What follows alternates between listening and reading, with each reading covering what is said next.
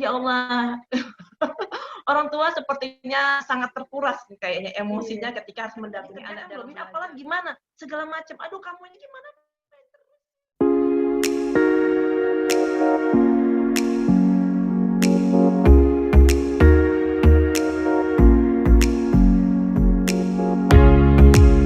Bismillahirrahmanirrahim. Assalamualaikum warahmatullahi wabarakatuh.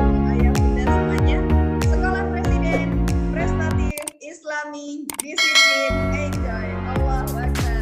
Alhamdulillahirrahmanirrahim. Semangat selalu ayah bunda semuanya. Semoga meskipun di masa pandemi seperti ini, ayah bunda semuanya tetap bersemangat ya untuk membersamai putra-putrinya di rumah, belajar gitu ya. Ya, pastinya meskipun banyak sekali kendala-kendala yang dihadapi oleh ayah bunda semuanya, tapi itu adalah memang sebuah tantangan untuk ayah bunda dan juga untuk sekolah ya pastinya, untuk memberikan pendidikan yang terbaik untuk Ananda gitu ya, putra-putri tercinta kita semuanya. Ya, ayah bunda semuanya, kita masih akan bersama dengan Bunda Rimalia Karim, SKMMM, yang hari ini masih akan membersamai kita semuanya ya. Kemarin kalau ada yang belum mendengarkan tentang podcast kita yang tentang bahaya pornografi, bisa dicek di sini ya. Oke. Oh ya, kita kemarin lupa mengenalkan Bunda Rimalia ini juga aktif di YouTube ya, Bunda Rima ya. Jadi di podcast Ya, beliau, alhamdulillah. channel YouTube Rimalia Karim. Nah, nanti bisa di-subscribe juga ya, Ayah Bunda. Insya Allah sangat bermanfaat. Kita langsung saja menyapa Bunda Rimalia Karim. Assalamualaikum warahmatullahi wabarakatuh, Bunda. Waalaikumsalam warahmatullahi wabarakatuh. Alhamdulillah. Ustazah. Sehat, Bunda? Ya, alhamdulillah, Masya Allah. Alhamdulillah. Jadi hari ini kita pertemuan yang kedua dengan Bunda Rimalia dan Ya. alhamdulillah Bunda Rima ini sepertinya selalu bersemangat gitu ya. Semoga kita bisa meniru beliau ini. Tips-tipsnya apa ini Bunda selalu bersemangat ini di masa pandemi seperti ini? Ya, ya, salah satu indikator bahwa mental kita sehat itu adalah kita mampu bekerja secara produktif dan berkah, serta insya Allah kita mampu menyelesaikan atau tangguh terhadap tekanan stres pada hidup kita. Jadi kalau kita berbicara wabah pandemi dengan segala dampaknya, pasti ini menimbulkan banyak hal ya, kesedihan, apalagi kalau seandainya penghasilan berkurang dan sebagainya. Tapi mudah-mudahan kalau kita mampu menyikapi setiap ujian sebagai ladang amal kita, insya Allah kita selalu semangat nih, ya menyongsong setiap hal-hal yang bergilir dalam kehidupan kita. Jadi inilah yang, karena kita ingin berburu sesuatu yang lebih besar ya, kita ingin menjadikan ujian itu menjadikan membuat kita cerdas, bijaksana, maka insya Allah kita akan punya api yang membara untuk membuat kita selalu bersemangat dalam mengerjakan setiap. Iya. Luar biasa Bunda Rima ya. Jadi hal itu memang terkait dengan mindset kita ya Bun, ketika menyikapi segala sesuatu, dan pastinya kita juga harus menguatkan keimanan kita ya Bunda ya ketika menghadapi masa-masa seperti ini. Modal dasar utama. Betul sekali. Iya. Iya, Bunda tadi seperti yang ingin kita bahas pada hari ini tentang cara-cara tentang masalah-masalah anak-anak gitu ya Bunda, dan juga orang tua ketika belajar di masa pandemi, belajar di rumah. Kita kan ada belajar di rumah, belajar dari rumah BDR gitu ya, atau pembelajaran jarak jauh. Ini ada banyak sekali permasalahan sepertinya Bunda ya. Mungkin dari Bunda Rima sendiri sudah mengamati belum sih tentang permasalahan semacam ini, dan menurut Bunda Rima sendiri seperti apa tentang PJJ ini? Ya benar banget ya. Jadi akhir-akhir ini kita sering banget melihat di televisi ibu sampai melakukan kekerasan terhadap anak gara-gara nggak sabar ini mendampingi anak belajar. Kemarin saya melihat berita seorang ibu mencambuk anaknya usia 8 tahun ya, karena nggak ngerti diajari matematika. Nggak hanya puas dicambuk, tapi juga digigit. Kemudian saya lihat lagi berita, ada juga ibu yang menganiaya anaknya ya gara-gara nggak mengerjakan tugas-tugasnya. Jadi Ya Allah, orang tua sepertinya sangat terkuras nih kayaknya emosinya Iya, ketika harus mendampingi anak dalam belajar ya. Memang kalau kita lihat memang tidak mudah Ustazah untuk mendampingi anak belajar. iya, Orang tua iya. kan nggak punya skill mengajarkan anak seperti para ustadz dan ustazah yang mereka ngerti banget nih metode cara mentransfer ilmu pengetahuan dengan anak yang berbagai macam nih jenis tipenya. Nah, orang tua di sini tapi kita nggak mau menyerah kan ya dengan kondisi seperti ini. Insya Allah kita Iya. mau belajar hari ini Ustazah ya. Iya. Dan barangkali nanti yang mindset juga yang perlu kita kuatkan para orang tua ya dimanapun Anda berada adalah kita walau bagaimanapun ya kita tidak bisa mengajar sebaik para ustadz dan ustazah ya. Eh, Walaupun barangkali kita adalah juga guru barangkali iya. tugas kita guru. Karena ustadz dan ustazah itu mereka dilengkapi oleh skill, metode ya. Kadang-kadang juga ada anak-anak kita walaupun kita pun guru di sekolah, anak kita itu memang lebih klik dengan para ustadz dan ustazahnya. Maka saya mohon kepada para orang tua, mindset yang harus kita rubah adalah bagaimana sih membuat anak kita tuh bahagia di rumah, belajarnya bahagia. Jadi jangan kita berpikir kita bisa 100% ya mengimitasi para ustadz dan ustazah dalam mengajar. Kemudian juga jangan berpikir kita akan memindahkan seluruh kurikulum dibawa ke rumah dan semua anak harus menyelesaikan semua kurikulum. Kayaknya kita kalau seperti itu, yang kita punya ekspektasi yang tinggi seperti itu, maka bisa terjadi yang berita-berita di televisi tadi, yang orang Iya. tua sampai menganiaya anak gara-gara nggak ngerti diajarin pelajaran. Iya. Jadi ini orang tua sepertinya juga harus mungkin banyak meregulasi emosinya gitu ya Bunda Nah, ya iya benar. ketika di rumah itu. Karena luar biasa mungkin selain tadi orang tua yang emosi kepada anaknya, ini sebenarnya juga ada juga tentang kasus tentang justru anak yang membentak orang tuanya gitu ya Bunda Nah, ya. iya Jadi benar Ustaz. ada beberapa kasus yang berbeda-beda gitu antara dominansi orang tua dan juga anak itu sendiri kayak gitu. Jadi ada yang orang tua ini emosi ke anaknya, ada juga yang dominasi emosi anak ke orang tua itu lebih besar kayak gitu Bunda. Nah, ini kira-kira kalau kalau semasalah anak yang terus membentak-bentak orang tuanya di rumah karena masalah pembelajaran seperti ini, kira-kira orang tua itu menyikapinya yang bijaksana itu seperti apa, Bunda? Ya, titik tekan saya, setiap anak memberikan tingkah laku yang tidak sesuai dengan perasaan orang tua, entah dia mengamuk, membentak, ya marah-marah dan sebagainya, saya selalu mengatakan berarti anak ini ada krisis cinta sebenarnya Ustazah ya. Karena kenapa? Kalau terpenuhinya cinta di tubuh kita itu membuat kita perasaan kita tenang, nyaman dan bahagia. Kenapa anak bisa membentak gitu? Bisa jadi suasana belajar di rumah itu membuat dia menjadi stres, tidak bahagia, orang tua punya harapan yang terlalu tinggi ya. Sebenarnya fitrahnya anak itu pembelajar tangguh yang sejati. Ini mungkin orang tua harus benar-benar garis bawahi. Tidak ada anak yang tidak suka belajar kecuali fitrahnya sudah terkubur atau barangkali telah tersimpangkan oleh orang tua. Kita mungkin bisa melihat Ustazah, ya, anak bayi itu mereka kan belajar merangkak, belajar berjalan, nggak ada yang putus asa. Jatuh, nangis gitu ya, mereka berdiri lagi. Semua sudut rumah dieksplor segala macam, bahagia banget gitu ya. Apalagi kalau seandainya anak kita masih dalam usia golden age, ya 0 sampai 7 tahun atau 0 sampai 12 tahun gitu. Ini benar-benar usia golden age fitrah belajar anak yang sangat luar biasa. Tapi sekarang ya kata Ustazah tadi banyak loh anak yang usia 10 tahun dikasih tahu malah membentak gitu ya, kok malah sedih segala nggak mau mengerjakan dan sebagainya. Ini terkait bisa jadi pola asuh yang membuat mereka tidak suka belajar. Salah satu pola asuh ya yang membuat mereka tidak suka belajar itu adalah pola asuh yang tidak ramah bagi jantung dan otak anak. Ini ada materi khususnya Ustazah ya. Intinya adalah ya bahwa kita itu setiap hari menerima informasi dari orang tua. Informasi itu didapatkan dari indera mereka kan, mata, telinga dan sebagainya. Nah, ketika orang tua mengajarkan sesuatu, maka informasi itu akan disaring melalui otak tengah, itu sistem limbik. Di otak tengah itu ada dua tentaranya, talamus dan amigdala. Nah, ini yang harus diperhatikan para orang tua. Mereka akan mengadakan semacam filter tentaranya tersebut. Kalau orang tua mengajarkan dengan pakai marah-marah, atau sebelum belajar orang tua langsung ngomong, kamu udah PR udah dikerjakan belum? Ini apalan gimana? segala macam. Aduh, kamu ini gimana main terus sih? Gitu ya. Berarti anak menerima informasinya adalah informasi negatif di sistem limbik itu. Karena sistem limbik itu, otak tengah itu adalah pusat emosi. Bahagia, cinta, lapar, segala macam di situ.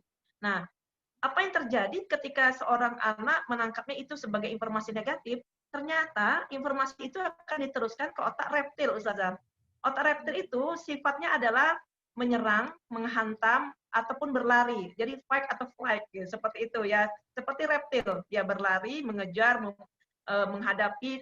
Jadi kalau tampilannya sebagai manusia, dia akan, kalau anaknya pemberani, extrovert, dia akan tampil menjadi anak yang membangkang, membentak, marah-marah kalau disuruh belajar. Tapi kalau anaknya tipe yang kalem, pendiam, dia akan ketika orang tuanya mengeluarkan informasi negatif yang ditangkap oleh otaknya, dia akan diam, nangis, merajuk, tutup buka kamar ya, mungkin belajar dalam hati penuh kedongkolan. Ini yang barangkali perlu dicermati oleh para orang tua.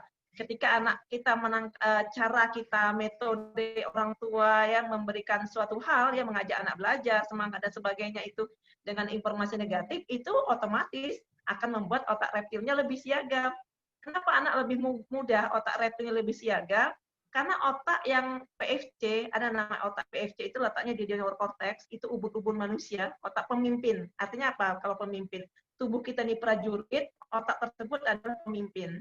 Otak pemimpin ini yang mampu menganalisa, memikirkan dampak jangka panjang, terkait dengan nilai-nilai moral, terkait dengan apakah dia akan berbuat maksiat atau tidak. Nah, ini di otak yang pemimpin tersebut, di PFC tersebut, prefrontal cortex.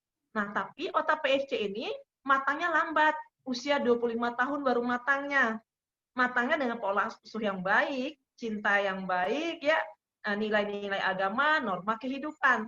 Jadi kalau anak kita ya dalam usianya kurang dari 25 tahun, cara orang tuanya mengajarkan tidak ramah bagi otaknya, anak ya, otomatis anak akan bentak dia malas marah-marah gitu ya. Jadi yakinlah semua para orang tua kita sebenarnya adalah fasilitator terbaik yang Allah siapkan untuk menjaga dan menumbuhkan fitrah belajar pada anak kita. Cuma tinggal bagaimana metode kita membuat anak kita itu mau belajar. Nah, inilah pentingnya kita bagi orang tua. Kita harus punya memotivasi anak kita.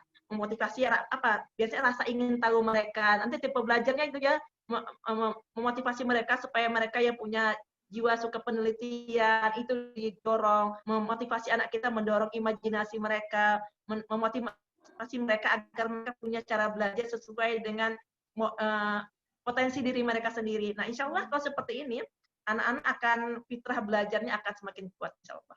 Masya Allah. Jadi peran orang tua ini memang luar biasa ya Bunda Ge. Cinta kasih yang harus diarahkan kepada Ananda itu harus benar-benar dioptimalkan. Seperti mungkin juga masih relate dengan materi kita yang sebelumnya ya Bunda Ge. Jadi cinta kasih orang tua itu sangat berperan dalam perkembangan putra-putri kita seperti itu Bunda. Cuman permasalahannya di sini ketika orang tua itu mereka misalnya masih belum bisa mendam emosinya, belum bisa meregulasi emosinya. Terus tadi kalau misalkan ada anak yang sampai membentak orang tuanya, itu kan terus kita sudah tahu ya Bun, oh berarti ini anak perlu treatment, ada perubahan juga dari orang tuanya. Tapi tadi saya tertarik sama ketika Bunda menyatakan tentang anak-anak yang introvert misalnya, itu mereka justru masuk ke kamar, menangis, atau bahkan menyembunyikan emosi mereka. Nah, ini apakah justru berbahaya, Bun, anak-anak yang introvert seperti ini, terus mereka dibentak-bentak dan diperlakukan yang kurang, Bun, kurang ada cinta kasih di sana. Iya, betul. Ya, itu kira-kira bagaimana nanti orang tua menangani semacam itu? Ya, Masya Allah. Memang seperti itu ya. Jadi ada penelitian yang sangat menarik sekali dari Save the Children ya, di 10 provinsi di 10 provinsi ya di Indonesia. Dia menemukan fakta ya bahwa 93 sampai 94% ya, pokoknya di atas 90% bahwa orang tua itu melakukan kekerasan terhadap anak. Ya bisa jadi kita merasa mungkin data yang tertampilkan mungkin saat pandemi ini kekerasan seksual yang tertinggi. Tetapi kalau ditanyakan kepada anak, mereka itu lebih merasakan kekerasan verbal, kekerasan psikis yang diberikan oleh orang tua. Mungkin dari cara orang tua memandang, cara lisan orang tua, intonasi suara orang tua gitu ya. Itu yang membuat mereka merasa diabaikan, tertekan, tidak dihargai ya dan sebagainya, banyak hal gitu ya. Nah, pada anak ya yang introvert ini luar biasa Ustazah gitu ya. Artinya sejak kecil dia itu tidak terbiasa mengeluarkan kemarahannya ya. Dia menyimpannya di dalam hati. Mungkin kita 20 tahun yang lalu, 30 tahun yang lalu orang tua zaman dulu ketika mereka sedih, kesel, mereka cepat mengeluarkan, mengurai stresnya. Apa yang mereka lakukan? Mereka berenang, lari-lari, ngejar layang-layang, ya, dan sebagainya. Hormon stres mereka terurai dengan gerakan fisik tersebut. Tetapi anak sekarang kita bayangkan di wabah pandemi seperti ini, aktivitas fisik mereka kita batasi ya, mereka tidak bisa banyak keluar rumah, otomatis mereka kurang melakukan gerakan-gerakan olahraga. Kemudian magnet gadget yang sangat luar biasa membuat anak akhirnya tertarik segala sesuatunya berpusat pada gadget. Anak introvert yang sering kena marah dengan orang tua ya, dia sedih, tidak bisa mengeluarkan emosinya. Kadang-kadang justru dia banyak melarikan dirinya dengan main gadget. Jadi dia mendapatkan emosi negatif dari orang tuanya, dapat lagi hal-hal negatif dari gadgetnya. Kita bayangkan ya para orang tua. Istilahnya kalau dapat toksik, mereka tuh toksiknya dari mana-mana. Jadi para orang tua ya, kalau seandainya kita punya tipe anak introvert ya, sebaik itu anak kita tuh punya skill cara mengeluarkan emosi. Ini Ustazah.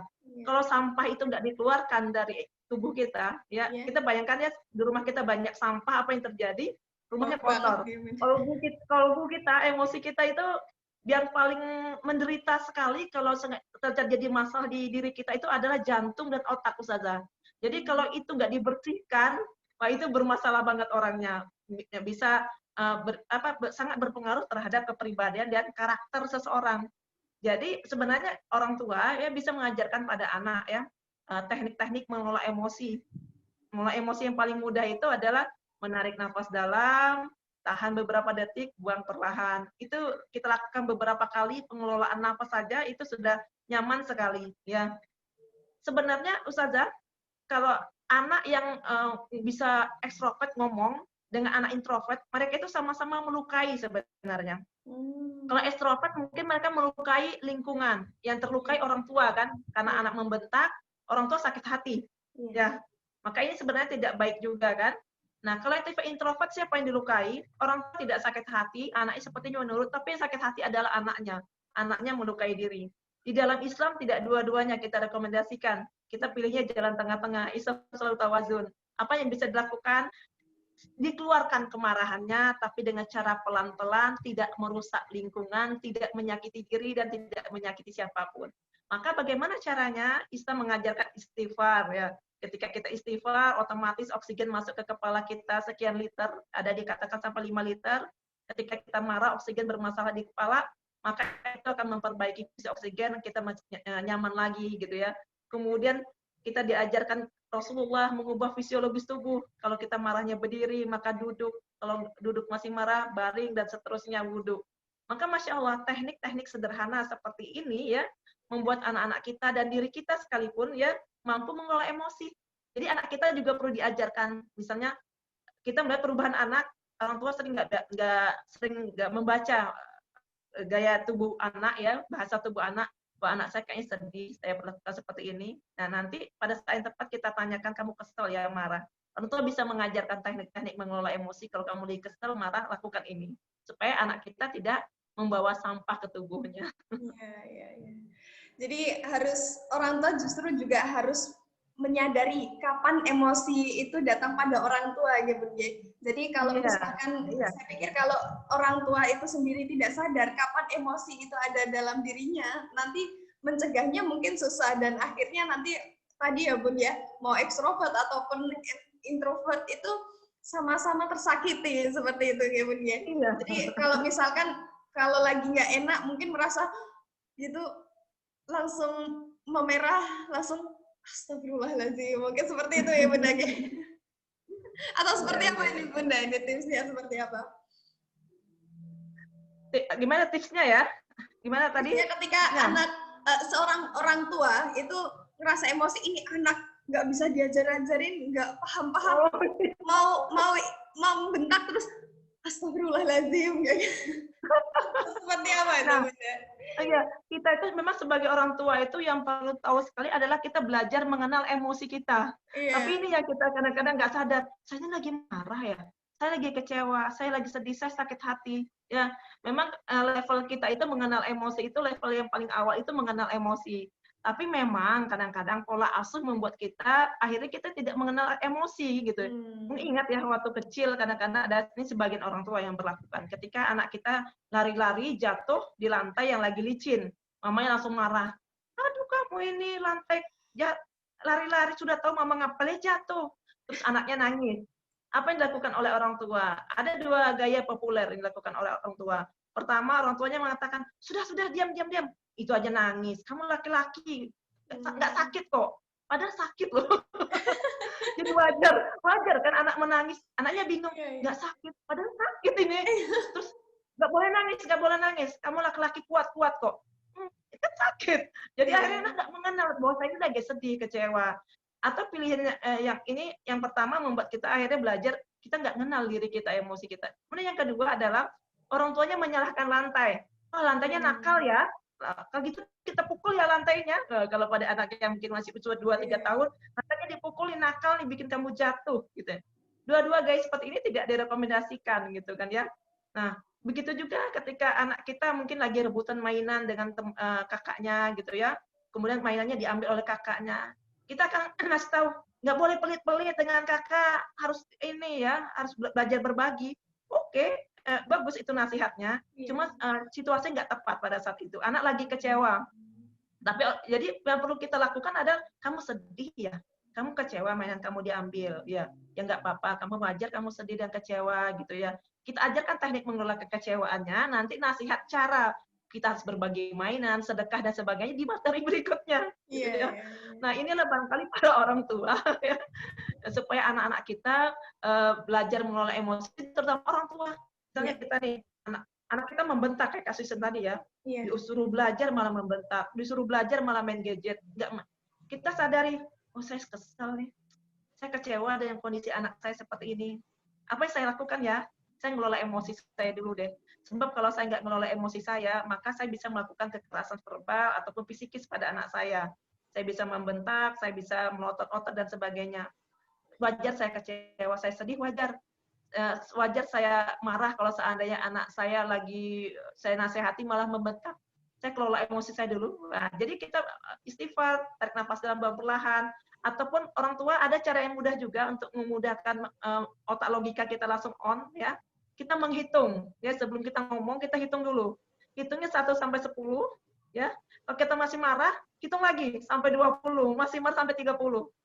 Ketika kita menghitung itu, otak logika kita langsung, insya Allah bisa langsung on gitu. Kita bisa memikirkan, oh, bagaimana sih teknik membuat anak saya ini paham ya bahwa saya itu kesal, kecewa. Anak kalau merasa dicintai, walaupun orang tuanya marah, dia paham bahwa itu marahnya marah yang mencintai dirinya. Tetapi kalau dia tidak merasa dicintai, maka jangankan kemarahan, orang tuanya sedikit mengeluarkan intonasi lebih tinggi, anak sudah merasa orang tua benar-benar tidak sayang kepada dirinya. Nah, ini memang perlu teknik pada orang tua ya, supaya Iya. kita bisa membersamai anak kita. Iya. Terus benar kita masuk ke dilematis juga ya tentang pembelajaran orang tua untuk ke anak seperti ya, pembelajaran di rumah itu. Ketika anak-anak itu biasanya merasa kok banyak sekali tugas ya, terus orang tua juga merasa iya nih banyak banget tugasnya, Ananda ini mungkin merasa tidak ingin mengerjakan tugas kayak gitu. Terus orang tuanya dilema nih kalau misalkan ya udah nggak usah dikerjakan, nanti takutnya Ananda menjadi anak yang suka menunda tugas gitu. Tapi kalau misalkan disuruh terus dipaksa-paksa dan lain sebagainya, nanti takutnya ada tekanan pada anak. Nah ini sebenarnya penyikapan yang baik itu seperti apa, Bunda? Ya, oke. Memang ada saat-saat di mana anak kita tuh jadi nggak punya motivasi untuk belajar. Sama kan kita juga kan. Kita kan Iya. kadang ada juga masa di mana kita, aduh, malas banget ya saya kerja hari ini. Malas banget ya saya ngerapiin rumah. Ada saat di mana motivasi kita lagi turun banget. Nah, inilah peran orang tua, bagaimana kita bisa meningkatkan motivasi belajar anak ya. Tapi sebelum kita memberikan tips bagaimana meningkatkan motivasi belajar anak, saya minta kepada orang tua, kalau seandainya tugas anak kita tuh banyak, kita kan gergitan, aduh nanti para ustazah bilang saya ini nggak ini ya nggak bisa mendampingi anak, nilainya gimana nanti, ancur-ancuran ini, nggak ada nilainya kamu Iya, nih, iya. gitu ya. Maka orang tua panik, apa yang bisa dilakukan orang tua? Mengambil alih tugas anak. Wah, Maka orang tua yang ngerjakan tugas iya, anak-anaknya iya, atau iya. kakak-kakaknya, ayo kerjakan tugas adikmu, gitu kan ya. Jadi para orang tua tolong sabar, tahan, karena proses belajar anak kita ini bukan hanya sekedar bagaimana anak kita mendapatkan nilai yang baik ya. Proses belajar itu adalah bagaimana anak kita punya karakter yang baik dalam terkait dengan hal-hal belajar. Jadi jangan mengambil alih tugas semua anak ya. Kalau kita mungkin kasih tahu, nak begini caranya anak kita mengapa dia nggak bisa belajar, kan karena barangkali jangan-jangan orang tua nggak ngerti tipe cara pembelajaran anak gitu kan ya, sehingga orang tua tidak bisa memfasilitasi anak sesuai dengan tipe belajarnya. Nah kemudian biarkan juga anak belajar dari kegagalan, dari kemalasannya, ya, dari kekecewaan hidupnya. Karena sesungguhnya kehidupan anak nanti juga tidak akan mudah setelah mereka dewasa. Mereka perlu belajar konsekuensi ketika mereka tidak bertanggung jawab apa yang terjadi. Ketika mereka lagi malas, ya apa yang terjadi ya. Mungkin pada awalnya orang tua, aduh sedih banget ya anak saya kok kayak gitu, nanti ditegur ustadz dan ustazahnya nih, gitu kan ya. Gak apa-apa Iya. gitu ya. Ini kadang-kadang membuat anak jadi semacam lecutan pada dirinya. Jadi anak perlu kadang-kadang perlu mendapatkan efek akibat dari dia memang malas belajar. Tapi tentu saja ya di sini orang tua harus ikhtiar dulu ya. Apa ikhtiar yang kita lakukan untuk meningkatkan motivasi belajar anak? Pertama, orang tua perlu sekali memberikan waktu bagi anak untuk mengerjakan berbagai hobinya. Ya, memang belajar penting, tapi yang tidak juga kalah penting adalah anak bisa terlepas dari perasaan tertekan. Saat ini kan di wabah pandemi ini siapapun tertekan kan, orang tua Iya. juga stres, anak juga stres. Karena mereka nggak ketemu temannya itu rasanya kiamat bagi anak-anak, nggak bisa main dengan teman, ya. Ada juga loh anak-anak yang memang kalau belajar itu harus lihat muka ustazah, apalagi yang tipe Oh iya. visual gitu kan ya. Aduh rasanya kayak enak banget, nggak ngerti-ngerti pelajaran. Nah, untuk itu orang tua bisa, ya udah kamu sukanya apa, yuk kita kerjakan hobi kita dulu supaya anak semangat lagi. Karena ketika dia mengerjakan hobi, hormon bahagianya keluar, ya hormon cintanya keluar, maka inilah modal utama kita untuk bisa dianya belajar hal-hal yang lebih sulit. Nah, kemudian yang kedua, kepada orang tua supaya kita tidak memforsir anak untuk belajar setiap hari. Karena kalau setiap hari gini kita stres. Oke, memang ada tugas-tugas dari sekolah dan saya lihat di masa pandemi ini para ustadz dan ustazah juga kayaknya sudah bijaksana sih gitu ya. Saya lihat pembelajaran nggak sebanyak mungkin ketika anak di sekolah, ketika masa dia offline dulu ya. Banyak pelajaran keterampilan, skill hidup, pelajaran sekolahnya nggak gitu banyak gitu kan ya. Nah, bagaimana caranya pokoknya kita tidak membuat anak kita itu merasa stres karena sayang kalau seandainya dia usia muda udah stres. Kemudian orang tua barangkali perlu juga mengenalkan anak struktur belajar yang baik. Seperti apa sih struktur belajar yang baik ya? Supaya anak termotivasi. Misalnya, oh kita perlu mungkin bikin jadwal belajar ya. Jadwal belajar ini kalau terkait dengan jadwal belajar, hal-hal yang terkait dengan peraturan, otomatis kita biasanya mengajak anak untuk merumuskan. Kamu suka belajarnya jam berapa sih? Jam 8, jam 9, apa sore atau siang?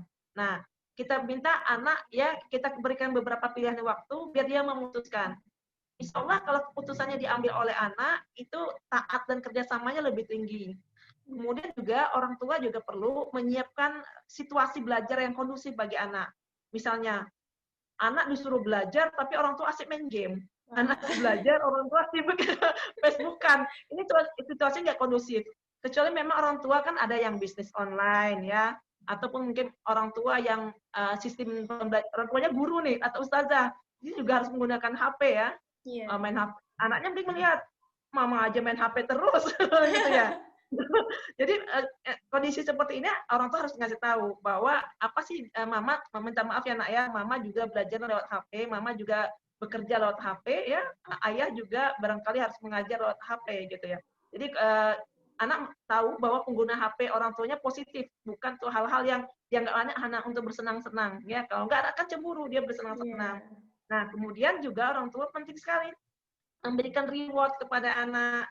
Kemarin kita sudah belajar ya rewardnya bahasa cinta itu yang paling terbaik gitu ya. Ketika anak berprestasi dia akan termotivasi ya, untuk lebih belajar lebih giat ketika orang tua mampu memberikan reward. Nah kemudian pada orang tua kalau kayaknya kita juga nggak boleh fokus ke nilai. Nah ini lagi ya ketika di saat seperti ini ya karena setiap anak itu berbeda-beda. Mereka punya skill dan kecerdasan dan dalam bidang yang berbeda. Ya.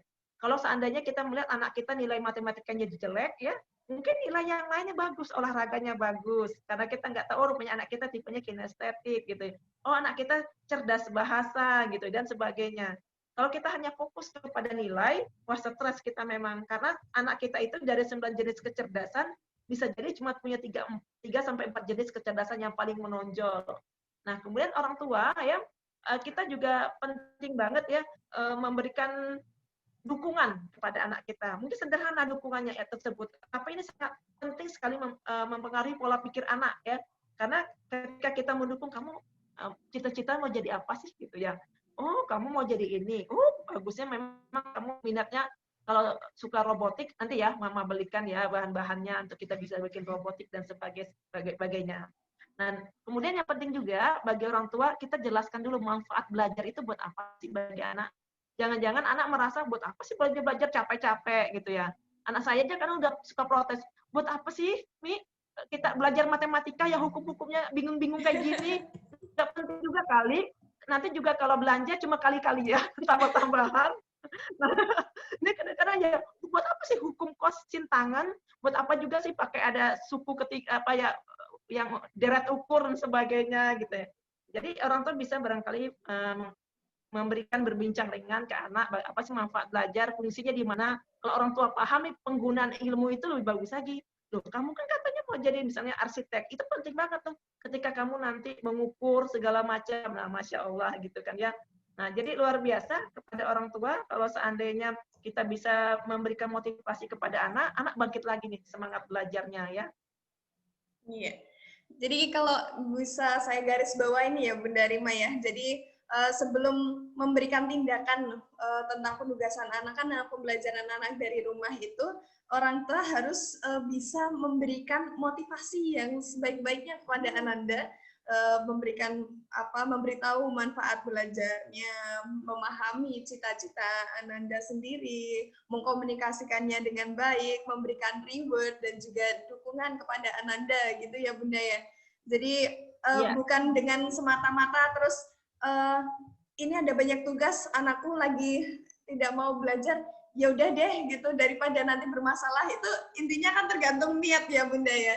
Jadi kalau misalkan ada usaha terlebih dahulu, ada usaha untuk memotivasi Ananda, terus nanti yang penting masalah nilai itu tidak perlu tidak terlalu dipikirkan. Yang penting Ananda ada usaha, ada komunikasi yang baik dengan Ananda dan juga mungkin dengan gurunya ya Bunda ya.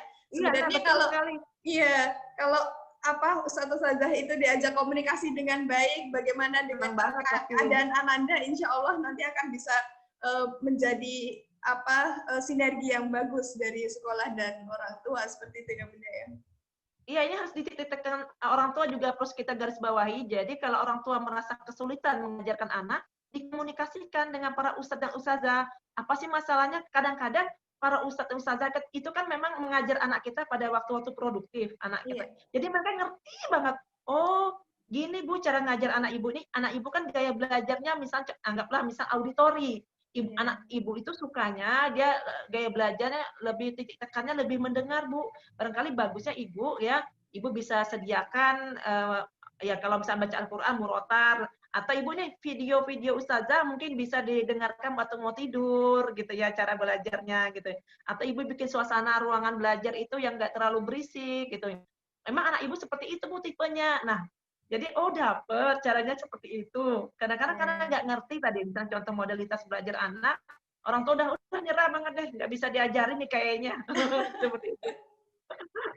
Ya benar. Jadi memang kerjasama yang baik, suasana rumah yang bagus juga antar orang tua dan juga Ananda itu amat sangat penting ya Bunda ya dalam pembelajaran dari rumah ini kayak gitu karena ketika tadi juga misal komunikasi tidak terjalin dengan baik, emosional juga tidak dikendalikan, pada akhirnya nanti pembelajaran di rumah kayak benar-benar menjadi neraka bagi anak kayak gitu. Mungkin juga akan banyak menyakiti hati dari orang tua itu sendiri, begitu ya Bunda ya? Iya. Kita tidak berharap ya selama wabah pandemi mulai dari kayaknya mulai Maret sampai kita bisa jadi sampai akhir tahun menjadi tahun trauma bagi anak. Itu yang kita harapkan. Iya. Setelah anak kita barangkali 10-20 tahun kemudian dia membayangkan pernah terjadi 2020 itu adalah tahun paling kelam dalam hidup saya. Sampai teringat sekali. Ya, menjadi memori bagi anak gitu. Iya. Mungkin itu Bunda Rima yang bisa kita bahas pada hari ini, sedikit tapi semoga bisa memberikan penyegaran buat orang tua, bisa menjadi inspirasi bagaimana bisa memberikan suasana belajar terbaik untuk Ananda. Dan memang keaktifan orang tua itu luar biasa dibutuhkan saat ini ya Bunda ya. Semoga ayah bunda di rumah diberikan kekuatan, diberikan motivasi yang kuat juga gitu ya. Dan kalau misalnya ada permasalahan jangan lupa dikomunikasikan dengan ustaz-ustazahnya begitu. Barangkali Bunda Rima ada closing statement untuk disampaikan pada ayah bunda di rumah. Ya, ayah dan bunda dimanapun Anda berada ya, yang terpenting adalah selama di wabah pandemi ini kita mampu memberikan suasana rumah yang baik bagi anak, suasana rumah yang baik bagi pertumbuhan kecerdasan anak, bagi pertumbuhan karakter anak. Apa yang bisa kita lakukan? Pertama, yuk kita belajar lagi memanajemen emosi kita agar lebih baik, karena pada kita lihat fakta kekerasan saat ini luar biasa sekali ya. Kemudian yang kedua, terkait dengan pembelajaran anak, kita pahami gaya belajar anak ya. Jangan-jangan kita ngejudge anak nggak belajar karena kita nggak paham gaya belajarnya. Yang ketiga, mungkin pahami kepribadian anak kita. Ada anak kita tipe introvert, extrovert, ada tipe sanguinis, koleris, dan sebagainya. Bagaimana sih cara mendampingi mereka agar mereka tumbuh menjadi anak-anak yang generasi yang robani. Pahami juga sih tahap tumbuh kembang anak kita seperti apa. Anak kita usia balita, cara pembelajaran beda dengan SMP, SMA, dan seterusnya. Nah, ini lagi yang paling penting adalah hubungan ayah dan ibu. Mohon selama di wabah pandemi ini kita kelola agar lebih harmonis.